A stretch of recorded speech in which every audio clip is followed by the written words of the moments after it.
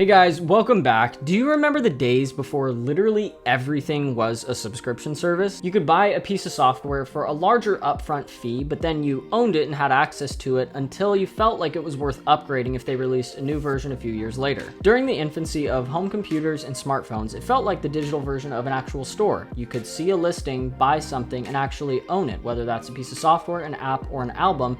You owned it just in physical form. In recent years, though, this concept of digital ownership has all but died and been replaced with the subscription economy, or as I like to call it, the forever rental economy.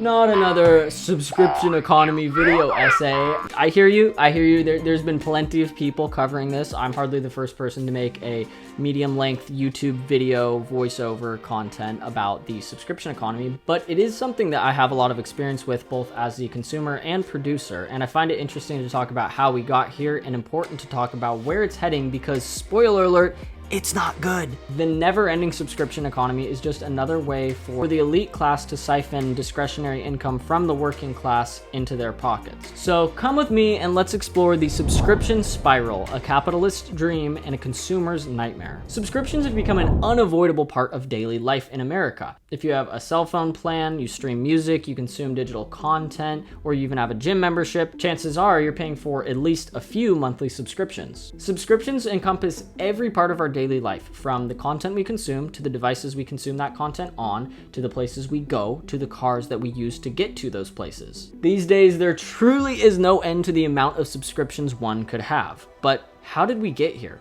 It feels like not that long ago, there were just a few companies popping up offering some pretty good value for a low monthly fee. Now, we can't talk about the rise of subscriptions unless we dive into the companies that pioneered subscription models on a large scale. Netflix and Spotify. These companies were the first to normalize paying a small monthly fee for access to a digital library of content, and for the most part, people liked this. Spotify came along and offered a legal, more convenient alternative to pirating or peer-to-peer music sharing services that were available in the early 2000s. Netflix offered the same advantages over pirating, plus later started producing their own high-quality original content like Stranger Things and House of Cards.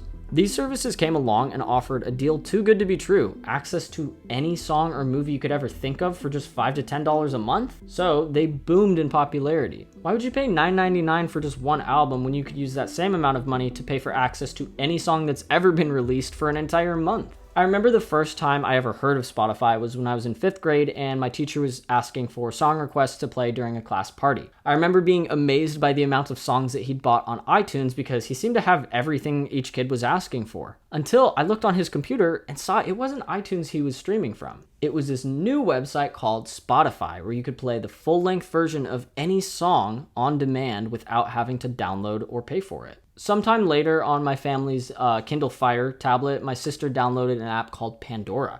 You had limited skips and quite a bit of ads, but you still had access to pretty much unlimited music for free. Not too long before that, I remember having to use a chunky desktop computer at my dad's workplace to copy CDs to our family's iPod in order to listen to it. But now we had access to pretty much any song we could think of just with an internet connection. These services revolutionized the way we think of purchasing music, from a commodity that you can buy like a CD or a digital album to a library that you pay a monthly fee to access. Similarly, in the early days of Netflix, you just paid a small monthly fee to have 1 or 2 DVDs delivered directly to your door. When you were done watching it, you put it back in the envelope and mailed it back, getting the next DVD in your queue delivered. And side note, this doesn't necessarily have to do with the subscription economy, but I do think it's important to talk about because Redbox did get us used to convenient rentals for movies and video games. For my younger viewers, I'll explain. Redbox was a physical vending machine that you would go to, usually located in grocery stores or gas stations, and you could pay a small amount to rent a disc for a certain number of days. I remember waiting in line at the Redbox machine at our local Safeway in 2012 or something to be one of the first people to rent The Hunger Games when it came out on DVD, before they ran out of physical copies. There was a line of people and we got one, and that was the biggest treat ever to be able to watch something as soon as it came out. And while I don't remember this company offering a subscription, although I'm sure they did at some point before the company went under, this just felt like the company that was the transition point between physical video rental stores like Blockbuster, and yes, I did go to Blockbuster and rent VCR tapes with my parents when I was really little, to an automated kiosk where you just use a touchscreen and didn't even interact with a person. This made the transition to our own homes using our own computers to rent DVDs directly from Netflix much easier. And at first, these subscription plans were a no-brainer for most Americans. Offering great value at an affordable price, competitors were left in the dust. Rental stores like Blockbuster quickly went out of business after the rise of Netflix, and CD stores closed across the country. Seeing the success of these two subscription giants, new companies started popping up left and right. Hulu, Crackle, and Vudu were the early competitors for Netflix, and Spotify had some competition from Pandora One, Napster, and Tidal in the early years. As more and more companies started entering the content streaming world, and at this point, basically every channel/production studio has their own streaming platform where they only play their own content, so you're gonna have like 500 subscriptions if you wanna access the same library you'd be able to access for $10 10 years ago. Different industries started seeing how lucrative it was to have a dedicated consumer base paying a set monthly price for access to what your company has to offer. The diversification of subscriptions. By the mid-2010s, there was an explosion of subscription-based services. Everyone from the streaming giants to online dating services started to try and take your money on a monthly basis. During this time as a young web designer, I remember even working with some e-commerce business who did monthly subscription boxes to build them platforms where they could sell different physical goods on a monthly basis for set subscription tiers. I saw firsthand how lucrative this could be, having a set number of customers who are guaranteed to bring in monthly revenue. Now, I can't speak on every industry, but I do know quite a bit about e-commerce, and I know one of the hardest challenges for e-commerce businesses who sell low to medium priced consumer goods is getting return customers. After you make a sale, even if the customer's happy with their purchases, you can try to get return business by sending out emails and discount codes, but nothing is truly guaranteed unless you can trap them into a recurring monthly payment. As with a lot of things in our world, the 2020 pandemic completely rocked the world of consumer subscriptions. Suddenly, millions of Americans stopped working and consumers had less discretionary income to go around. Companies saw massive drops in revenue, but because capitalism is a system that only works when there's perpetual, endless growth, they had to find other ways to make money. Enter enshittification. The rise of enshittification. Yes, this is a real term recognized by a lot of economists and market analysts. This term essentially describes the process of a company worsening their service while maintaining or increasing their retail price for the purpose of increasing profit margins. And while you might not recognize this exact term, you're painfully familiar with the outcome of this process. Think Netflix reducing the size of their library while increasing subscription costs. That's enshittification. Or Uber charging higher prices for the most basic cars and then introducing higher tiers on top of that for comfortable vehicles, all while paying the drivers less. That's enshittification. Or Amazon Prime starting to show ads on an already paid subscription plan and then charging a higher amount to go back to having no ads like you had before. That's enshittification. You get the point, right? This strategy has been used by countless companies to maximize profits and squeeze every possible cent out of their customers while providing no additional value. This has become so ubiquitous in today's consumer landscape that even physical goods now have certain features locked unless you pay a monthly fee to use them. And I'm not talking about those stupid headphones that you never purchase or the shoes that you just pay a monthly fee for and never pay for upfront. No, I'm talking like $80,000 BMWs that don't have access to basic features like high beam assist or heated seats unless you pay for the feature. The plan to charge you $18 to use your heated seats already in your car wasn't received particularly well. Now BMW hitting reverse on that plan. Now these are things that are already built in. The hardware is in the vehicle. You just have to pay an additional price to unlock that hardware. Now, even my car does offer a couple subscriptions, like for the autopilot service, that's a monthly or yearly fee. And then for the video streaming, I've never actually paid for the built-in streaming because I can like just set my phone on the dash if I want to watch something while I'm parked. Like, there's not much temptation there. But the fact is that you already own a physical good and you have to pay additional money to use all the features of it. That's dystopian. That's weird. Now, I could get into some really ridiculous examples of physical items that require digital monthly payments, like HP's printer that basically turns into a brick if you stop paying for their ink subscription. But That has been thoroughly covered by other channels. I want to stay focused on how corporations are keeping the middle class trapped in these cycles of endless monthly payments and recurring debt. End-stage capitalism loves this. As with many things in our society, the subscription economy is getting to a point where we don't see much hope in sight for the working class. The people who exchange labor for capital are being pushed to our absolute financial breaking point at every turn. Rent is going up faster than wages, insurance rates are through the roof, the cost of living is at an unprecedented high, and young people have effectively been shut out of the housing market, all while the class who exploits our labor hoards even more wealth. But none of this is a flaw. It's the natural result of a flawed system. Capitalism only works if there is forever growth, but in reality, we know this doesn't happen. American birth rates are slowing and immigration is declining, causing these companies to have to suck more and more capital out of fewer and fewer people. So what do? They collude to artificially inflate the cost of what they're offering and stagnate wages for their workers.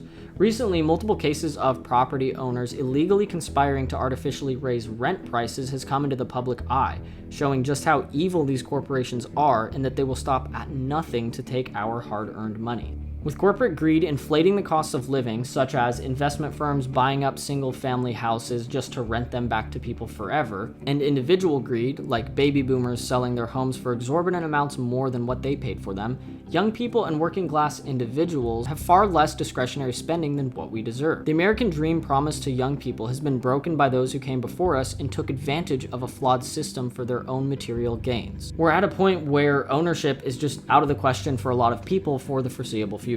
Leasing cars, renting apartments, paying increasing amounts every month for basic human needs, and having little fun locked behind a paywall leaves us with nothing left over. The endless streams of subscriptions on everything from entertainment to the roof over our heads is designed to keep us trapped. Not being able to own anything means you're always beholden to the elites who own the assets you're forced into paying for. We don't have walkable cities and we defund public transit, so you're forced into paying hundreds a month for car use. We don't have affordable homes for young people, so we're forced into paying rent. The examples are endless, but it could really all be boiled down to the saying, "You'll own nothing and be happy." Originally, this was ironically used to describe a dystopian socialist future, but in reality, it's being brought to fruition by the system of capitalism that was promised to liberate the working man and bring economic equality to the West. So what can we do to resist this onslaught of never-ending expenses and siphoning away of our discretionary income? There's a couple things, but not much. First off, nobody wants to talk about this, but you might have to lower your standards of living. I understand there is a nihilist argument to be made over the theory that our generation will never have financial freedom like previous generations did, but at some point this becomes a self-fulfilling prophecy.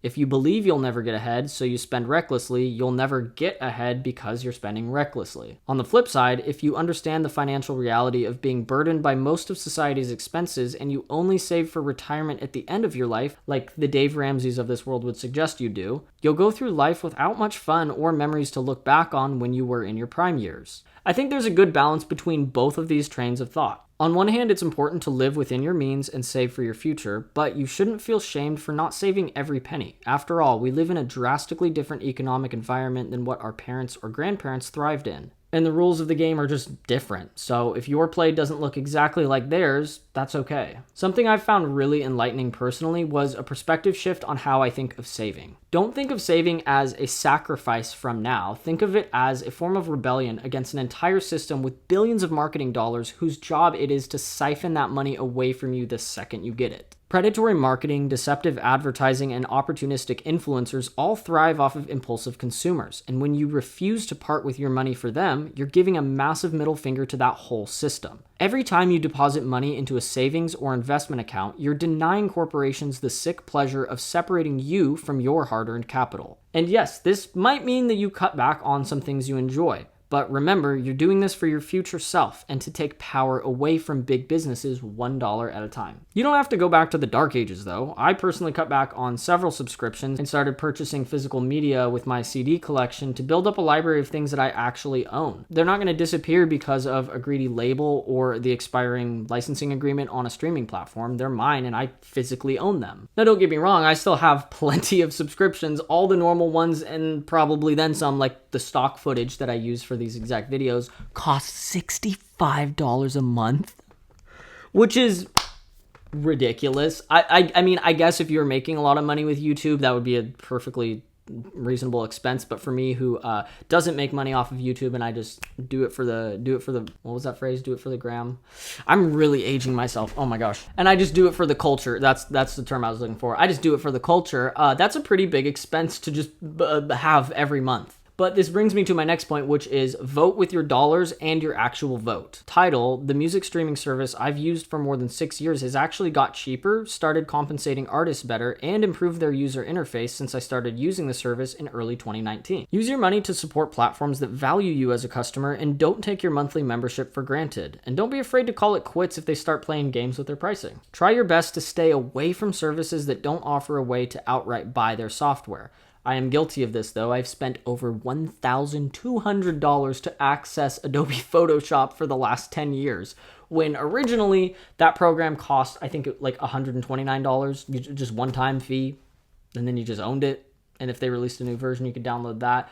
But no, now with Creative Cloud, we're forever trapped in a subscription, because once you get into their ecosystem, it's really hard to leave, and they can raise their prices to whatever they want. And finally, get politically informed on which candidates and political figures actually oppose big corporations' unchecked growth, and who will protect the working class citizens who actually create the value that the elites seek to capture. I know this video got a little more bleak than I originally intended it to, but it's a weird topic, talking about these corporations that will literally stop at nothing to extract every bit of capital from your wallet that they possibly can. It's kind of a hopeless topic. There are some things you can do. Again, vote with your dollar, build up a library of physical media that you actually own. But in the grand scheme of things, there's only so much we can do. The change has to come from top-down leadership and regulating these greedy corporations. The fact is that if we don't stand up for ourselves and take back control of our discretionary income, these businesses are never going to stop taking it away from us, keeping us trapped in an endless cycle of earning and spending and being dependent on our corporate overlords for our every need and desire. I'm not an expert, but I know that in this economic system, success and financial freedom isn't going to come from parting with every dollar. So be smart, maybe cut back on some things, and take joy in saving. That's really been a big thing for me, is realizing that saving is a form of rebellion, like I was talking about earlier. It becomes satisfying when you realize you're denying these greedy f***s the ability to take this money away from you, and you're just hoarding it away for future self. Thank you guys so much for watching. I really appreciate you being here. And if you disagree with anything I said, or you have anything to add, feel free to sound off in the comments below. I read every single comment, and I really appreciate your guys' interaction. I appreciate you guys being here so much, and I will see you in the next video. Thanks. Is that good? Is that good, fam? Are we good, fam? Bro, are we capping right now?